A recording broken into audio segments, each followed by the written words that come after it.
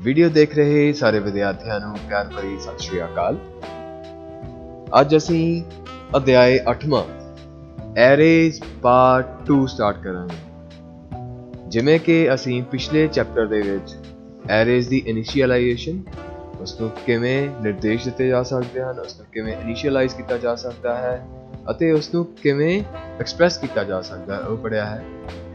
ਇਸ ਦੇ ਵਿੱਚ ਅਸੀਂ ਉਸ ਨੂੰ ਅੱਗੇ ਮੋਡੀਫਾਈ ਕਰਕੇ ਐਰੇਜ਼ ਕਿੰਨੇ ਤਰ੍ਹਾਂ ਦੇ ਹੁੰਦੇ ਹਨ ਉਹ ਪੜਾਂਗੇ। ਸਾਧਾਰਨ ਐਰੇ ਦੀ ਸੂਚੀ ਇਕੇਰੇ ਪੂਰਨ ਅੰਕ ਮਤਲਬ ਸਿਰਫ ਇੱਕ ਹੀ ਇੰਟੀਜਰ ਦੁਆਰਾ ਦਿਖਾਈ ਜਾਂਦੀ ਹੈ। ਇੱਕ ਵੇਰੀਏਬਲ ਨੂੰ ਇੱਕ ਇੰਟੀਜਰ ਜਾਂ ਇੱਕ ਐਰੇ ਨੂੰ ਇੱਕ ਇੰਟੀਜਰ ਦੁਆਰਾ ਹੀ ਦਿਖਾਈ ਜਾਂਦੀ ਹੈ।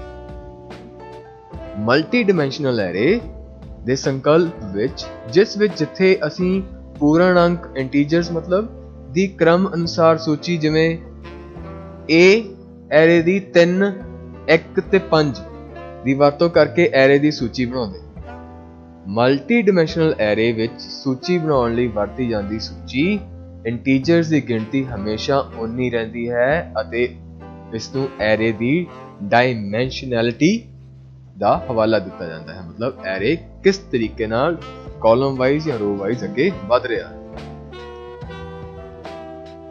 ਡਾਈਮੈਂਸ਼ਨੈਲਿਟੀ ਜੋ K ਦੇ ਨਾਲ ਐਰੇ ਨੂੰ ਅਕਸਰ K ਡਾਈਮੈਂਸ਼ਨਸ ਕਿਹਾ ਜਾਂਦਾ ਹੈ। ਇੱਕ ਡਾਈਮੈਂਸ਼ਨਲ ਐਰੇ ਸਾਧਾਰਨ ਐਰੇ ਦੀ ਉੱਤਰਵਰਤੀ ਹੁੰਦੀ ਹੈ। ਦੋ ਡਾਈਮੈਂਸ਼ਨਲ ਐਰੇ ਵਿਸ਼ੇਸ਼ ਤੌਰ ਤੇ ਮੈਟ੍ਰਿਕਸ ਜੋ ਕਿ ਯੂਜੂਅਲੀ ਤੁਸੀਂ ਆਮ ਤੌਰ ਤੇ ਹਿਸਾਬ ਦੇ ਵਿੱਚ ਗਣਿਤ ਦੇ ਵਿੱਚ ਪੜ੍ਹਦੇ ਹੋ। ਟੇਬਲ ਆਮ ਤੌਰ ਤੇ ਜਿਸ ਨੂੰ ਕਿਹਾ ਜਾਂਦਾ ਹੈ ਦੋ ਮੈਟ੍ਰਿਕਸ ਬਣਾਉਣਾ ਲਈ ਸਾਂਝੀ ਪ੍ਰਤੀਨਿਧਤਾ ਕਰਦੇ ਹਨ। ਵਿਵਹਾਰ ਵਿੱਚ ਐਰੇ ਦਾ ਡਾਈਮੈਂਸ਼ਨ ਬਹੁਤ ਘੱਟ 3 ਤੋਂ ਵੱਧ ਹੁੰਦਾ ਹੈ। ਮੈਮਰੀ ਵਿੱਚ ਇੱਕ ਡਾਈਮੈਂਸ਼ਨਲ ਐਰੇ ਦਾ ਨਕਸ਼ਾ ਬਣਾਉਣਾ ਸ਼ਾਇਦ ਹੀ ਹੁੰਦਾ ਹੋਵੇ, ਕਿਉਂ ਜੋ ਮੈਮਰੀ ਆਪਣੇ ਆਪ ਵਿੱਚ ਹੀ ਲੌਜੀਕਲ ਇੱਕ ਡਾਈਮੈਂਸ਼ਨੈਲਿਟੀ ਐਰੇ ਹੁੰਦੀ ਹੈ। ਜੇਕਰ ਸਬਸਕ੍ਰਿਪਟ ਦੀ ਗਿਣਤੀ 1 ਤੋਂ ਵਧੇਰੇ ਹੋਵੇ ਤਾਂ ਇਹਨਾਂ ਐਰੇਜ਼ ਨੂੰ ਮਲਟੀ ਡਾਈਮੈਂਸ਼ਨਲ ਤਰਤੀਬ ਕਿਹਾ ਜਾਂਦਾ ਹੈ। ਮਤਲਬ ਜੋ ਸਬਸਕ੍ਰਿਪਟ ਆਪਾਂ ਐਰੇ ਦੇ ਵਿੱਚ ਪਾਸ ਕੀਤੀ ਹੈ ਉਹ ਜੇ ਸਿਰਫ 1 ਤੋਂ ਵੱਧ ਹੋਵੇ ਤਾਂ ਉਸ ਨੂੰ ਮਲਟੀ ਡਾਈਮੈਂਸ਼ਨਲ ਕਿਹਾ ਜਾਂਦਾ ਹੈ। ਇਹ 2 ਡਾਈਮੈਂਸ਼ਨਲ 3 ਡਾਈਮੈਂਸ਼ਨਲ ਐਰੇ ਵੀ ਹੋ ਸਕਦੇ ਹਨ। ਤੁਸੀਂ ਇਸ ਮਿਸਾਲ ਦੇ ਵਿੱਚ ਦੇਖ ਸਕਦੇ ਹੋ। ਪਿਛਲੇ ਚੈਪਟਰ ਦੇ ਵਿੱਚ ਅਸੀਂ ਮਿਸਾਲ 1 ਪੜ੍ਹੀ ਹੈ। ਐਰੇ ਨੰਬਰ 1 ਜਿਸ ਨੂੰ ਅਸੀਂ ਸਿੰਗਲ ਸਕੁਆਇਰ ਬ੍ਰੈਕਟ ਵਿੱਚ ਡਿਫਾਈਨ ਕਰਦੇ ਹਾਂ, ਇਹ ਸਿੰਪਲ ਐਰੇ ਹੈ। ਉਸ ਤੋਂ ਬਾਅਦ 2 ਤਰਤੀਬਾਂ ਦਿੱਤੀਆਂ ਗਈਆਂ ਹਨ, 2 ਡਾਈਮੈਂਸ਼ਨਲ ਐਰੇ, 3 ਤਾਂ 3 ਡਾਈਮੈਂਸ਼ਨਲ ਐਰੇ। ਪ੍ਰੋਗਰਾਮਰ ਬ੍ਰੈਕਟਾਂ ਦੇ ਜੋੜ ਵਿਚਕਾਰ ਐਲੀਮੈਂਟਸ ਦੇ ਨੰਬਰਾਂ ਨੂੰ ਲਿਖੇਗਾ, ਮਤਲਬ ਜੋ ਬ੍ਰੈਕਟਸ ਦੇ ਵਿੱਚ ਜੋੜ ਆਏਗਾ ਉਹਨਾਂ ਨੂੰ ਐਲੀਮੈਂਟਸ ਦੇ ਤੌਰ ਤੇ ਪ੍ਰੋਗਰਾਮਰ ਲਿਖੇਗਾ। 2 ਡਾਈਮੈਂਸ਼ਨਲ ਐਰੇ ਕੀ ਹੁੰਦਾ ਹੈ? ਇਹ ਇੱਕੋ ਕਿਸਮ ਦੇ ਮੁੱਲਾਂ ਦੀ ਤਰਤੀਬ ਹੈ। ਇਹਨਾਂ ਨੂੰ ਆਮ ਤੌਰ ਤੇ ਮੈਟ੍ਰਿਕਸ ਕਿਹਾ ਜਾਂਦਾ ਹੈ, ਮਤਲਬ 2 ਡਾਈਮੈਂਸ਼ਨਲ ਐਰੇ ਇੱਕ ਰੋ ਵਾਈਜ਼ ਇੱਕ ਕਾਲਮ ਵਾਈਜ਼, ਜਿਨ੍ਹਾਂ ਵਿੱਚ ਕਾਲਮ ਅਤੇ ਰੋ ਅਲੱਗ-ਅਲੱਗ। ਇਹਨਾਂ ਨੂੰ 2 ਸਬਸਕ੍ਰਿਪਟ ਵੇਰੀਏਬਲ ਵੀ ਕਿਹਾ ਜਾਂਦਾ ਹੈ। ਧਿਆਨ ਦੇਣਾ, C ਵਿੱਚ 2 ਡਾਈਮੈਂਸ਼ਨਲ ਐਰੇ ਨੂੰ ਡਿਕਲੇਅਰ ਕਰਨ ਲਈ ਕੀ ਸਿੰਟੈਕਸ ਹੈ, ਵਾਕ ਰਚਨਾ ਕੀ ਹੈ? ਪਹਿਲਾਂ ਡਾਟਾ ਟਾਈਪ, ਹੁਣ ਡਾਟਾ ਟਾਈਪ ਦੇ ਵਿੱਚ ਇੰਟੀਜਰ, ਫਲੋਟ ਕੁਝ ਵੀ ਹੋ ਸਕਦਾ ਹੈ। ਦੈਨ ਐਰੇ ਨੇਮ, ਐਰੇ ਦਾ ਕੀ ਨੇਮ ਦੇਣਾ ਹੈ। ਐਰੇ ਦਾ ਨੇਮ ਦੇਣ ਤੋਂ ਬਾਅਦ ਉਸ ਤੋਂ ਬਾਅਦ ਤੁਸੀਂ ਰੋ ਦੇ ਵਿੱਚ ਕਿਹੜੀ ਡਾਈਮੈਂਸ਼ਨ ਦੇਣੀ ਹੈ, ਕੀ ਐਲੀਮੈਂਟਸ ਪਾਸ ਕਰਨੇ ਹਨ ਉਹ ਤੁਸੀਂ ਪਹਿਲਾਂ ਲਿਖੋਗੇ। ਦੈਨ ਸੈਕੰਡ ਬ੍ਰੈਕਟ ਦੇ ਵਿੱਚ ਕਾਲਮਸ ਦੇ ਲਈ। ਇੱਕ ਛੋਟੀ ਜੀ ਮਿਸਾਲ, ਇੰਟੀਜਰ ਮਾਰਕਸ 9 ਦਾ ਇੱਕ ਡਾਟਾ ਐਰੇ ਵੇਰੀਏਬਲ ਲਿਆ ਜਿਸ ਵਿੱਚ 5 ਤੇ 3 ਆਪਾਂ ਐਲੀਮੈਂਟਸ ਪਾਸ ਕਰਦੇ ਹਾਂ। Floating, float data type, then again character data type. ਪਹਿਲੀ ਮਿਸਾਲ ਦਰਸਾਉਂਦੀ ਹੈ ਕਿ ਮਾਰਕਸ 2 ਡਾਈਮੈਂਸ਼ਨਲ ਐਰੇ ਹੈ ਜਿਸ ਦੇ 5 ਰੋ ਅਤੇ 3 ਕਾਲਮ ਹਨ। ਦੂਸਰਾ ਫਲੋਟ ਹੈ ਜਿਸ ਦੇ 3 ਰੋ ਤੇ 3 ਕਾਲਮ ਹਨ। ਤੀਜੀ ਕਰੈਕਟਰ ਡਾਟਾ ਟਾਈਪ ਹੈ ਜਿਸ ਦੇ 25 ਰੋ ਤੇ 80 ਕਾਲਮ ਹਨ।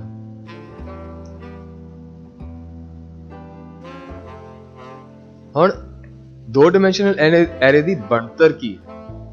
एरे ਦੇ ਵਿੱਚ 3 रो ਅਤੇ 4 ਕਾਲਮ ਜੋ ਇਸ ਡਾਇਗਰਾਮ ਦੇ ਵਿੱਚ ਦਿਖਾਏ ਗਏ ਹਨ। ਇਸ ਨੂੰ ਅਸੀਂ 3x4 ਐਰੇ ਕਹਿੰਦੇ ਹਾਂ। ਆਮ ਤੌਰ ਤੇ ਜੇ m रो ਅਤੇ n ਕਾਲਮ ਹੋਣ ਇਸ ਨੂੰ ਅਸੀਂ m/n ਕਹਿੰਦੇ ਹਨ। ਕਿੰਨੇ ਰੋਜ਼ ਨੇ ਤੇ ਕਿੰਨੇ ਕਾਲਮਸ ਨੇ। ਇਸ ਐਰੇ ਵਿੱਚ A1 and 2 ਦਾ ਮਤਲਬ ਹੈ ਕਿ ਇੱਕ ਪਹਿਲਾ रो सबस्क्रिप्ट है ਅਤੇ ਦੂਜਾ ਕਾਲਮ सबस्क्रिप्ट ਹੈ। ਜਿਹੜਾ ਪਹਿਲਾ ਹੈ ਉਹ रो सबस्क्रिप्ट ਹੈ, ਦੂਜਾ ਕਾਲਮ सबस्क्रिप्ट ਹੈ। ਅਤੇ ਇਸ ਐਰੇ ਦੇ ਹਰ ਐਲੀਮੈਂਟ ਦੀ ਪਹਿਚਾਣ A I J ਨਾਲ ਹੁੰਦੀ ਹੈ। ਮਤਲਬ ਕਿਸੇ ਵੀ ਹੋਰ ਨਵੇਂ ਵੇਰੀਏਬਲ ਜਿੱਥੇ A ਐਰੇ ਦਾ ਨਾਮ ਹੈ ਅਤੇ I ਤੇ J सबस्क्रिप्ट ਹੈ। ਧਿਆਨ ਦੇਣਾ ਜੋ ਕਿ ਐਰੇ ਵਿੱਚ ਹਰ ਐਲੀਮੈਂਟ ਨੂੰ ਦਰਸਾਉਂਦੀ ਹੈ। दो डायमेंशनल एरे दा इनिशियलाइजेशन इसनू किस तरह इनिशियलाइज कर सकते हैं। एक डायमेंशनल एरे दे आरंभीकरण दी ही तरह दो डायमेंशनल एरे दे एलिमेंट दा आरंभीकरण भी घोषणा दे दौरान किया जाता है जिथे तुसी ओनू इनिशियलाइज या स्टार्ट करते हो या डिक्लेयर करते हो।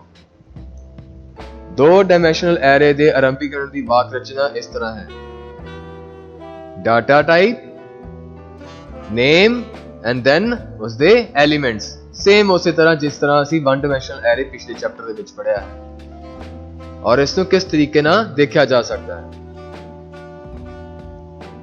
वैल्यू असाइन की गई है मिसाल सेम पिछले चैप्टर वांगू उसी तरह असी कई मिसालां देखते हैं। कुछ पॉइंट्स खास चीज़ां याद रखना।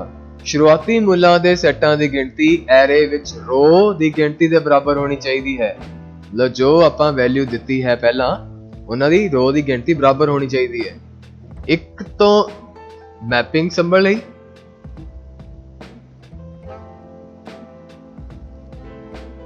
जिवें शुरुआती मुल्लां दा पहला सैट रो दे एलीमेंट्स नूं दित्ता गया है अते दूजे सैट नूं शुरुआती मुल्लां दी दूजी रो दे एलीमेंट्स नूं दित्ता गया है ਅਤੇ ਇਹ ਪ੍ਰਕਿਰਿਆ ਇਸੇ ਤਰ੍ਹਾਂ ਅੱਗੇ ਚੱਲਦੀ ਹੈ। ਜੇਕਰ ਮੁੱਲ ਐਲੀਮੈਂਟਸ ਦੀ ਗਿਣਤੀ ਹਰ ਇੱਕ ਸ਼ੁਰੂਆਤੀ ਸੈੱਟ ਸੰਬੰਧੀ ਐਲੀਮੈਂਟਸ ਦੀ ਗਿਣਤੀ ਨਾਲੋਂ ਘੱਟ ਹੁੰਦੀ ਹੈ ਤਾਂ ਉਹ ਉਸ ਰੋ ਦੇ ਸਾਰੇ ਐਲੀਮੈਂਟਸ ਆਪਣੇ 0 ਹੋ ਜਾਣਗੇ ਜੇ ਉਹਨਾਂ ਦੀ ਗਿਣਤੀ ਬਰਾਬਰ ਨਹੀਂ ਹੈ। ਜੇਕਰ ਐਲੀਮੈਂਟ ਦੀ ਗਿਣਤੀ ਹਰ ਇੱਕ ਸ਼ੁਰੂਆਤੀ ਸੈੱਟ ਵਿੱਚ ਸੰਬੰਧਿਤ ਐਲੀਮੈਂਟ ਦੀ ਗਿਣਤੀ ਨਾਲੋਂ ਵੱਧ ਹੁੰਦੀ ਹੈ ਤਾਂ ਕੰਪਾਈਲੇਸ਼ਨ ਹੋਵੇਗੀ। दो डायमेंशनल एरे या मल्टी डायमेंशनल एरे दे ढंग की चर्चा करने तो पहला जरा नेस्टेड या लूप की वरतों देखिए किस तरह नाल इसनू अगे इनिशियलाइज किया जा सकता है। जिवें कि फॉर लूप इस दे विच वैल्यू इनिशियलाइज की 1 वो कदों तक चलेगा जब तक वो 5 तो घट है। जो 5 हो गया लूप तो बाहर आ जाएगा। जब तक वो घट है 1 वाधा जाएगा तो प्रिंट की करेगा पहली वैल्यू। अगेन फॉर दे अंदर एक होर फॉर लूप लग्या है मतलब ये नेस्टेड लूप है और इसनू इस तरह ना दिखाया जा सकता है। ये इसकी आउटपुट है। पहला की प्रिंट करेगा पहले लूप दे विच ओदी एक वैल्यू 2 स्टार 3 स्टार अते 5 स्टार इस तरह बढ़ती जाएगी। नेस्टेड लूप ना कम करन दौरान तुहानू ये समझण दी जरूरत है कि इनर लूप दे पूरी तरह खत्म या विघन होने तो बाद ही एक्सटर्नल लूप वेरिएबल का मुल बदलेगा जब तक उसनू नहीं सही वैल्यू मिलती। एक छोटा सा लूप है आउटर दी वैल्यू आप दी है 1 वो तक चलेगी जब तक वो 10 से घट नहीं है। जो 10 होगी वो खत्म हो जाएगी। ये उद तक इनिशियलाइज होता रहेगा। Outer plus is equal to 4 कितनी वैल्यू देगा स्टार्टिंग दे विच देखो 4 तो प्लस होएगा 5 पहली वैल्यू 1 है दैन जो लूप इनिशियलाइज होएगा 5 उस तो बाद 4 फिर प्रिंट करे एक बारी होके। दो डायमेंशनल एरे नू मैट्रिक्स एरे भी कहा जाता है जो कि इस मिसाल दे विच आपां देख सकते हैं। हुण इस प्रोग्राम नू आपां जे सी दे प्रोग्राम दे विच देखिए तां इस दी वैल्यू की आवेगी। इस एरे दे प्रोग्राम एरे दे विच असी एक इंटीजर डाटा टाइप का एरे लिया है, 2 डायमेंशनल एरे स्टूडेंट नाम का, जिस दी वैल्यू 4 रोज ते 2 कॉलम हैं, और फिर 2 सिंपल इंटीजर वेरिएबल भी इनिशियलाइज किए हैं। प्रोग्रामर कह रहा है कि a दी वैल्यू 0 तो स्टार्ट हो गई, स्टार्ट होके कदों तक चले, उदों तक जब तक उसकी वैल्यू 3 या 3 तो घट बराबर नहीं हो जाती, इनिशियलाइज होंदा रहेगी। इत्थे डाटा इनपुट होएगा, जदों इत्थे डाटा इनपुट हो गया तो वैल्यू की आएगी, रोल नंबर एंड मार्क्स पूछा जाएगा, पहला रोल नंबर ते मार्क्स इनपुट करो स्टूडेंट तो, देन परसेंटेज डी, पहली परसेंटेज डी की मार्क्स लेगा स्टूडेंट ए, इस दी value 0, then percentage D second value का दी है ए 1। हुण सेकंड लूप की कहता है, ये नेस्टेड लूप नहीं है, सेकंड लूप कहता है ए दी वैल्यू फिर 0 तो स्टार्ट होवे, सेम लूप है पर उत्थे आउटपुट ले की आवे, प्रिंटफ स्टूडेंट दा रोल नंबर आवे, परसेंटेज दी की वैल्यू है ए 0 दी, अगे उमें वाधा जाएगा।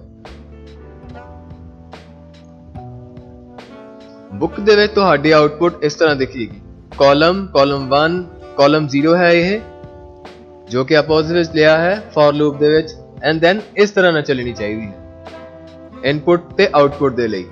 स्कैनफ स्टेटमेंट परसेंटेज 0 सबस्क्रिप्ट ਲਈ ਵਰਤਿਆ ਜਾ ਰਿਹਾ है, और इसे तरह ही इसनों जे कंपाइल करने तो बाद रन करांगे तो roll number and marks input करने हैं, ये तुसी अलग अलग भी इनपुट करवा सकते हो।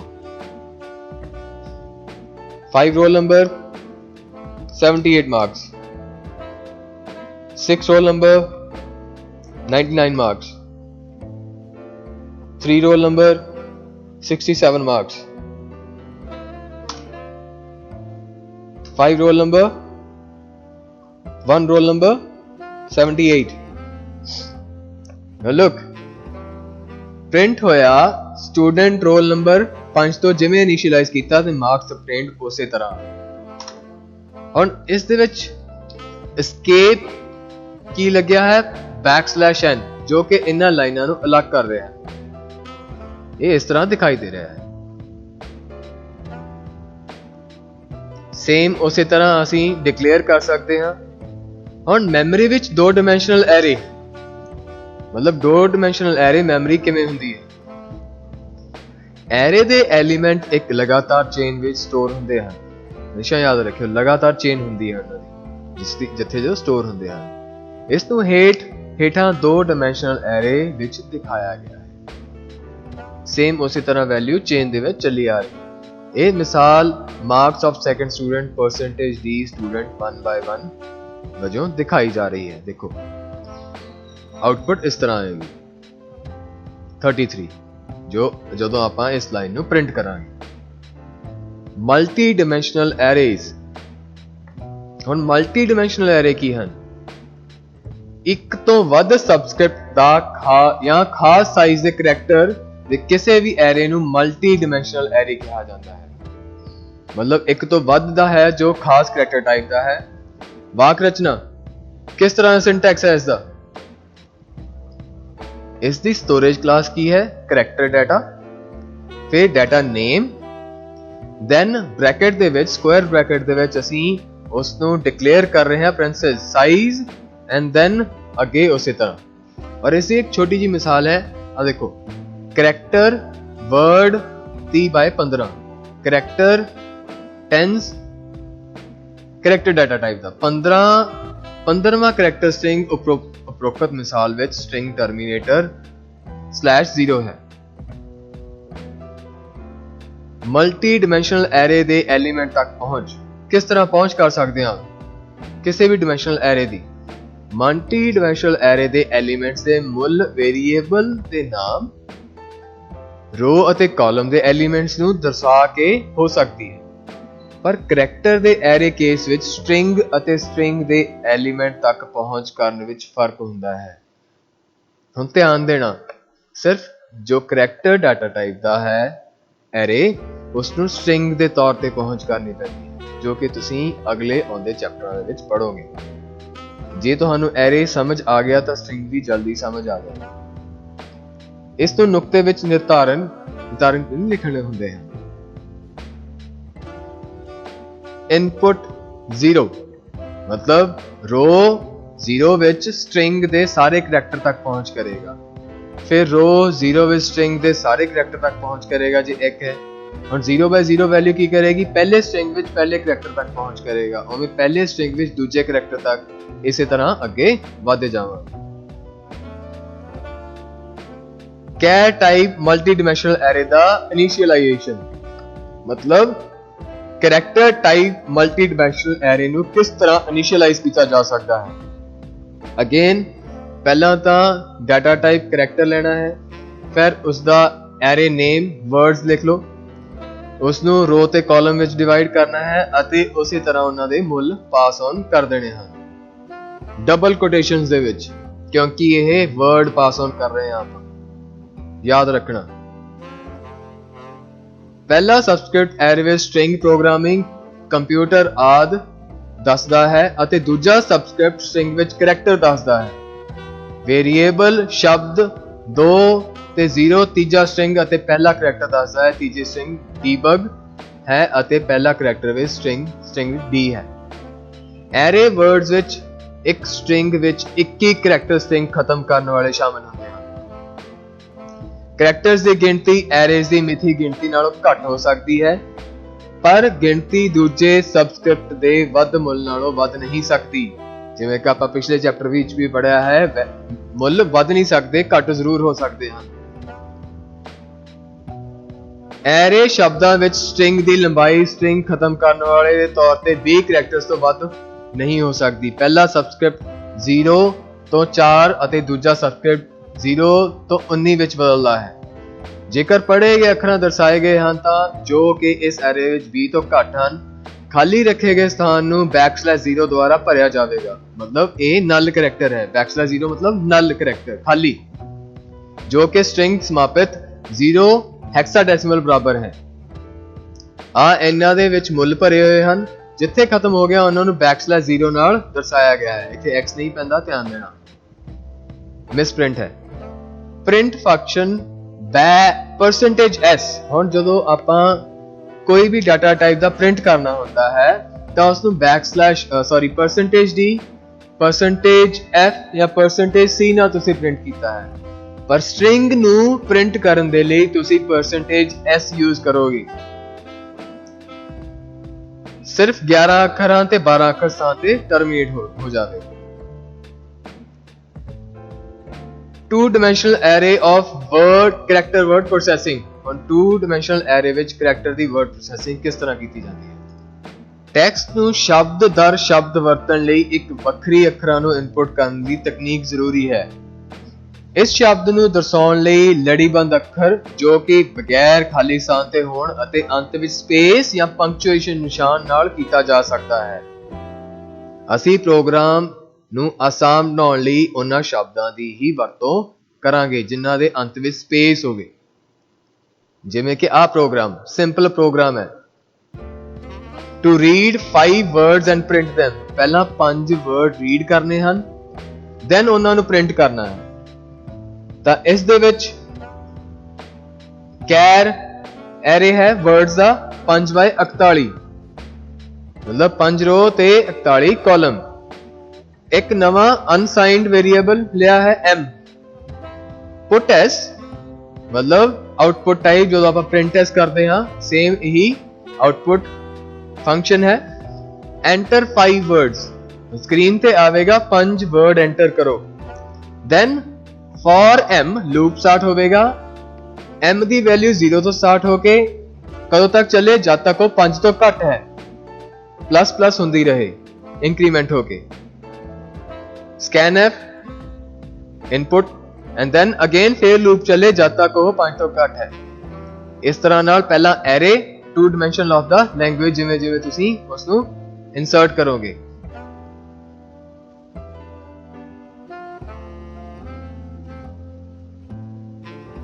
हुण printf ते putf दे विच की फर्क है put as function is used to put a whole sentence on the screen, मतलब सारा sentence एक ही वारी screen ते आ जावे। printf ਦੇ ਵਿੱਚ ਕੱਲਾ ਕੱਲਾ ਜਿਵੇਂ ਆਉਂਦਾ ਹੈ। ਹੁਣ ਇਸੇ ਤਰ੍ਹਾਂ ਵਿੱਚ program reads and prints a element of matrix, ਇਹ ਉਸੇ ਤਰ੍ਹਾਂ elements matrix ਦੇ print ਕਰਦਾ ਹੈ। सेम वही program।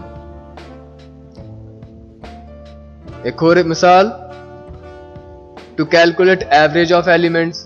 ਹੁਣ ਐਰੇ ਦੇ ਨਾਲ ਤੁਸੀਂ ਜਿਵੇਂ ਪਹਿਲੇ ਚੈਪਟਰਾਂ ਦੇ ਵਿੱਚ ਐਰੇ ਸਟਾਰਟ ਕੀਤੇ ਸੀ, ਤੁਹਾਨੂੰ ਵੇਰੀਏਬਲ ਤੇ ਲੂਪ ਬਹੁਤ ਲੰਬੇ ਲਾਉਣੇ ਪੈਂਦੇ ਸੀ, ਪਰ ਇਸ ਦੇ ਵਿੱਚ ਮੈਟ੍ਰਿਕਸ ਬਣਾਉਣੀ ਬਹੁਤ ਸੌਖੀ ਹੈ।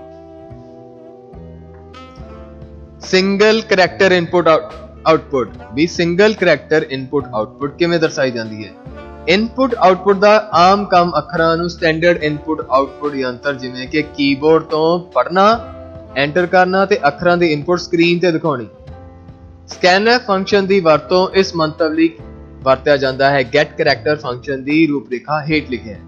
ਹੁਣ get character ਸਿੱਧੇ ਤੌਰ ਤੇ scanf ਨੂੰ ਰਿਪਲੇਸ ਕਰ ਰਿਹਾ ਹੈ, मतलब एक शब्द ਨੂੰ ਇਕੱਠਾ ਹੀ ਇਨਪੁਟ ਕੀਬੋਰਡ ਤੋਂ ਇਜਾਜ਼ਤ ਦੇਵੇਗਾ। Variable name is equal to get character ਕੀ ਹੈ? एग्जाम्पल स्टैंडर्ड इनपुट आउटपुट ਆਪਾਂ फंक्शन इंक्लूड कर रहे हैं लाइब्रेरी फंक्शन, देन उस दे विच की है करैक्टर C। पहला printf क्या है? टाइप 1 करैक्टर, फिर C ਨੂੰ ਆਪਾਂ इनपुट दे रहे हैं get character फंक्शन ਨਾਲ। ਧਿਆਨ ਦੇਣਾ ਇੱਥੇ। ਹੁਣ ਇਹ get character फंक्शन ਤੋਂ ਜਿੰਨਾ ਵੀ ਤੁਸੀਂ ਕੁਝ ਟਾਈਪ ਕਰੋਗੇ ਉਹ ਸਿੱਧਾ ਇਸ ਤੋਂ ਪ੍ਰਿੰਟ ਕੀਤਾ ਜਾ ਸਕਦਾ ਹੈ %c ਲਗਾ ਕੇ। पुट करैक्टर फंक्शन जो कि get character ਦੀ ਤਰ੍ਹਾਂ ਹੈ ਦੀ ਵਰਤੋਂ ਅੱਖਰਾਂ ਨੂੰ ਇੱਕ ਇੱਕ ਕਰਕੇ ਸਕਰੀਨ ਤੇ ਦਰਸਾਉਣ ਲਈ ਕੀਤੀ ਜਾਂਦੀ ਹੈ। ਜਿਵੇਂ पुट character ਵੇਰੀਏਬਲ ਨੇਮ, ਜਿੱਥੇ ਵੇਰੀਏਬਲ ਇੱਕ ਵੈਲਿਡ C ਟਾਈਪ ਹੈ, ਇਹਨਾਂ ਹੀ ਦਰਸਾਈ ਜਾ ਚੁੱਕੀ ਹੈ। पुट character फंक्शन ਕੀ ਹੈ? C ਵੇਰੀਏਬਲ ਵਿੱਚ ਸਟੋਰ ਮੁੱਲਾਂ ਨੂੰ ਸਕਰੀਨ ਤੇ ਦਰਸਾਉਂਦਾ ਹੈ। ਇਹ ਪ੍ਰੋਗਰਾਮ get character ਫੰਕਸ਼ਨ ਦੀ ਵਰਤੋਂ ਨੂੰ ਵੀ ਦਰਸਾਉਂਦਾ ਹੈ। get character ਸਕਰੀਨ ਤੋਂ ਇਨਪੁਟ ਲੈਣ ਲਈ ਐਂਡ पुट character ਸਕਰੀਨ ਤੇ ਆਊਟਪੁੱਟ ਲੈਣ ਲਈ। ਕੀਬੋਰਡ ਤੋਂ ਅੱਖਰਾਂ ਨੂੰ ਪੜ੍ਹਨਾ ਤੇ ਉਸ ਨੂੰ ਪ੍ਰਾਪਤ ਕਰਨਾ। ਹਰ ਕੀ ਨੂੰ ਦਬਾਇਆ ਜਾ ਸਕਦਾ ਹੈ। ch buffer. ਹੁਣ ਆਪਾਂ ਪੜਾਂਗੇ most important part, hash directive. ਤੁਸੀਂ ਨੋਟਿਸ ਕੀਤਾ ਹੋਵੇਗਾ ਜਦੋਂ ਵੀ ਆਪਾਂ C ਦਾ ਪ੍ਰੋਗਰਾਮ ਸਟਾਰਟ ਕਰਦੇ ਹਾਂ, ਹੈਸ਼ ਇਨਕਲੂਡ ਤੇ ਲਾਇਬ੍ਰੇਰੀ ਫੰਕਸ਼ਨ ਦਾ ਨੇਮ। हैश डायरेक्टिव की है? एक किस क्यों ਵਰਤਿਆ ਜਾਂਦਾ ਹੈ? C ਦੀ ਪੂਰਵ ਕਿਰਿਆਤਮਕ ਸ਼੍ਰੇਣੀ ਨਾਲ ਸੰਬੰਧ ਰੱਖਦੀ ਹੈ। ਜਿਵੇਂ ਕਿ ਇਸ ਦੇ ਨਾਮ ਤੋਂ ਹੀ ਪਤਾ ਲੱਗਦਾ ਹੈ ਕਿ ਇਹ ਹਮੇਸ਼ਾ ਕੰਪਾਈਲੇਸ਼ਨ ਤੋਂ ਪਹਿਲਾਂ ਰੱਖੀ ਜਾਂਦੀ ਹੈ, मतलब ਕੰਪਾਈਲ ਕਰਨ ਦੇ ਡਾਟਾ ਤੋਂ ਪਹਿਲਾਂ ਰੱਖਣਾ। ਇੱਥੇ ਮੇਨ ਫੰਕਸ਼ਨ ਤੋਂ ਪਹਿਲਾਂ ਰੱਖੀ ਜਾਂਦੀ ਹੈ C ਦੇ ਵਿੱਚ। ਜਿਵੇਂ ਕਿ ਅਸੀਂ ਜਾਣਦੇ ਹਾਂ C ਭਾਸ਼ਾ ਵਿੱਚ ਜਦੋਂ ਵੀ ਪ੍ਰੋਗਰਾਮ ਚਲਾਇਆ ਜਾਂਦਾ ਹੈ ਇਹ ਵੇਰੀਏਬਲ ਦੀ ਕੀਮਤ ਬਦਲਦੀ ਰਹਿੰਦੀ ਹੈ। ਹੁਣ ਜਿੰਨੇ ਵੀ ਵੇਰੀਏਬਲ ਹਨ C ਦੇ ਵਿੱਚ ਮੇਨ ਪ੍ਰੋਗਰਾਮ ਦੇ ਵਿੱਚ, ਮੇਨ ਉਹਦੇ ਵਿੱਚ ਪ੍ਰੋਗਰਾਮਸ ਆਉਂਦੇ ਹਨ, ਉਹਨਾਂ ਦੀ ਮੁੱਲ ਬਦਲਦੇ ਰਹਿੰਦੇ ਹਨ। ਹੈਸ਼ ਡਾਇਰੈਕਟਿਵ ਨਾਲ ਤੁਸੀਂ ਇਹਨਾਂ ਨੂੰ ਮੇਨ ਫੰਕਸ਼ਨ ਸਟਾਰਟ ਹੋਣ ਤੋਂ ਪਹਿਲਾਂ ਇਨੀਸ਼ੀਅਲਾਈਜ਼ ਕਰੋਗੇ, ਇਹਨਾਂ ਦਾ ਮੁੱਲ ਸਥਿਰ ਰਹੇਗਾ ਪੂਰੇ ਪ੍ਰੋਗਰਾਮ ਦੇ ਵਿੱਚ। ਔਰ ਇਸ ਨੂੰ ਗਲੋਬਲੀ ਤੁਸੀਂ ਕਿਤੇ ਵੀ ਡਿਫਾਈਨ ਕਰ ਸਕਦੇ ਹੋ, ਕਿਸੇ ਹੋਰ ਫੰਕਸ਼ਨ ਦੇ ਵਿੱਚ। ਇਹ ਇੱਕ ਕਾਂਸਟੈਂਟ ਦੀ ਕੀਮਤ ਇੱਕ ਭਾਸ਼ਾ ਦੇ ਆਧਾਰ ਤੇ ਸਥਿਰ ਰਹਿੰਦੀ ਹੈ। ਇਸ ਨੂੰ ਕਿਵੇਂ ਲਿਖਿਆ ਜਾ ਸਕਦਾ ਹੈ? ਹੈਸ਼ ਡਿਫਾਈਨ ਕੀ ਕਰਨਾ ਹੈ? ਉਸ ਦਾ ਨੇਮ ਤੇ ਉਸ ਦੀ ਵੈਲਿਊ। ਇਸ ਨੂੰ ਹੈਸ਼ ਡਾਇਰੈਕਟਿਵ ਕਹਿੰਦੇ ਹਨ। ਇਹ ਇੱਕ ਛੋਟਾ ਜਿਹਾ ਪ੍ਰੋਗਰਾਮ ਹੈ ਹੈਸ਼ ਡਾਇਰੈਕਟਿਵ ਦਾ। मतलब डिफाइन PL 3.142 एक वैल्यू डिफाइन करती जो कि मेन प्रोग्राम दे विच आपां यूज कर सकते हैं। Float, radar, area, then printf enter the radius। Sorry इत्थे radar नहीं radius, इसकी मुल है scanf, क्योंकि ये फ्लोट डाटा टाइप है, इसनों radius ना एंड उसकी मुल पा रहे हैं आपां। ਹੁਣ PL ਦੀ ਮੁੱਲ ਆਪਾਂ ਆਲਰੇਡੀ 3.14 ਤੋਂ ਦੱਸੀ ਹੋਈ ਹੈ, ਤਾਂ ਇਸ ਦਾ ਆਲਰੇਡੀ ਸਰਕਮਫਰੈਂਸ ਏਰੀਆ ਆ ਜਾਵੇ। ਕੰਡੀਸ਼ਨ ਨੂੰ ਮੈਕਰੋ ਲਗਾਉਣਾ, ਸਟ੍ਰਿੰਗ ਲਗਾਉਣਾ, ਇਹ ਸਾਰੀਆਂ ਇਸ ਦੀਆਂ ਮਿਸਾਲਾਂ ਹਨ।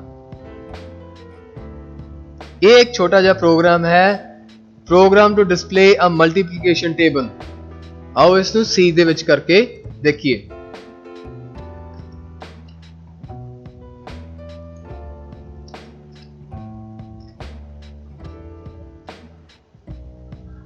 हैश डिफाइन रो पंच, मैं डिफाइन करता रोज कैपिटल लैटर दे विच पंचमूलों दा कॉलम 5, फिर मैं इनिशियलाइज किया रो कॉलम छोटे अखरां दे विच। हुण जिवें कि तुसीं जाणदे हो सी केस सेंसिटिव लैंग्वेज है, मतलब इसनूं वड्डे छोटे अखरां दे विच बहुत ज़्यादा डिफरेंस पता हुंदा है। उसनूं फिर प्रोडक्ट एक मैं इनिशियलाइज किया एरे, प्रोडक्ट रोज इत्थे इहदी पंज मुल ते कॉलम दी मुल ऑटोमैटिकली पास हो गई। फिर इनिशियलाइज किया गया आई एंड जे, स्क्रीन ते की प्रिंट होवे मल्टीप्लिकेशन टेबल जो असी स्क्रीन ते उत्ते टॉप ते चाहुंदे हां। फिर खाली रो, फॉर लूप चलिया, फॉर लूप कह रहा है जे दी वैल्यू 1 तो स्टार्ट होवे ते कॉलम तक चले जब तक उसकी कॉलम दी वैल्यू है दोस्तों इनिशियलाइज हुंदा रहे। स्क्रीन ते परसेंटेज डी उसकी मुल पता लगे दसे पहला तां, फिर खाली स्पेस आवे, फिर खाली लाइन आवे। फॉर लूप दे विच इनिशियलाइज हुण इस दे विच नेस्टेड लूप लगणगे, लूप दे अंदर लूप आई दी वैल्यू इनिशियलाइज होवेगी रोज दे नाल जो कि मुल ऑलरेडी प्रदान कर चुके हां। फिर छोटे रो नूं जो डिफाइन किया है आई प्लस 1 वो कदों तक चले ਜਦੋਂ तक आ लूप दे विचों बाहर नहीं आ जाता जे दी लूप दे विचों। सेम उसे तरह इस नूं कैलकुलेशन दे विच अगे मल्टीप्लाई हो जाएगा ते लूप तो बाहर आ जाएगा। अकॉर्डिंग टू बुक इस दी आउटपुट इस तरह होनी चाहिए है टेबल बाय टेबल, बट एक सिंपल छोटा जिहा प्रोग्राम ये हुण तुसीं डिपेंड करना है इस नूं देख के तुसीं एज ए स्टूडेंट हुण इस आउटपुट ते बुक दे विच दित्ती गई आउटपुट नूं कंपेयर करना है ਅਤੇ देखना है कि किस तरीके नाल आउटपुट दे नाल दित्ती गई मिसाल दे बराबर आउटपुट दित्ती जावे। इस प्रोग्राम दी वैल्यू इस तरह आवेगी। ਜਦੋਂ ਆਪਾਂ ਇਸ ਨੂੰ ਕੰਪਾਈਲ ਕਰਾਂਗੇ ਐਂਡ प्ले, लुक वैल्यू एक बाय एक अगलियां रोज़ दे विच आ रही है। हुण तुसीं इस नूं ठीक करके सेम उसी तरह लेके जाना है। इस दे विच वैल्यू पहले टेबल तो स्टार्ट हो गए, पहला इनिशियलाइज कर रहे हैं किस नंबर तक जाएगा, फिर उसको उस तरह 5 नाल मल्टीप्लाई करके 4 नाल मल्टीप्लाई करके उस तरह की वैल्यू इंक्रीज हो रही है। कि ये वैल्यू बुक विच दिते गए टेबल नाल मैच कर रही है? हाँ, बट उस तरह डिस्प्ले क्यों नहीं हो रही है?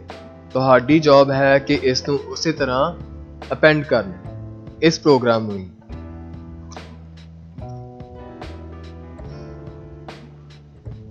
जो कि इस नूं डायमेंशनल एरे नूं घोषित कर रही है।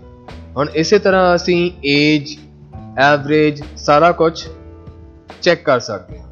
इसे नाल ही तुहाडा एरे चैप्टर, एरे दी डेफिनेशन किस तरह इनिशियलाइज करना है, सी दे प्रोग्राम दे विच किस तरह उसनूं चलाउणा है खत्म हुंदा है।